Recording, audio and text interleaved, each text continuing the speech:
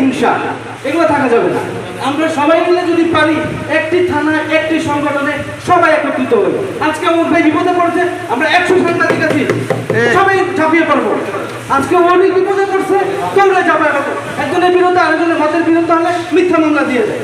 আপনাদের এই থানার এই কি বলে ঢাকা 4 আসনের রবিন সাহেব যে বিস্ফোরক দুর্ঘটনার মামলায় আমাকে 18 দিন, আমি এই থানা প্রেস ক্লাবের আমি প্রধান সম্পাদক, আমাকে ঘর থেকে তুলে নেওয়া হয়েছে। আমি কি বিস্ফোরক দুর্ঘটনার মামলায় আমি কিছু করেছি? আমাকে বলা হয়েছে আমি বোকার বাজারে বোমাবাজি করেছি। এগুলো করেছি? এগুলো করিনি। এগুলো কারা করেছে? তো বিগত দিনের এই যেগুলো হয়েছে আমি জানি, ক্ষমা করে দিয়েছি তাদেরকে, ক্ষমা করে দিয়েছি, জানি আমাদের আশেপাশের লোকেরাই করেছে, এগুলো মনে রাখা যাবে না।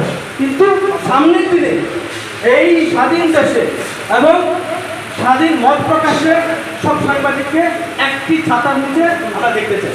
এটা হচ্ছে আমার মত। ধন্যবাদ সবাইকে।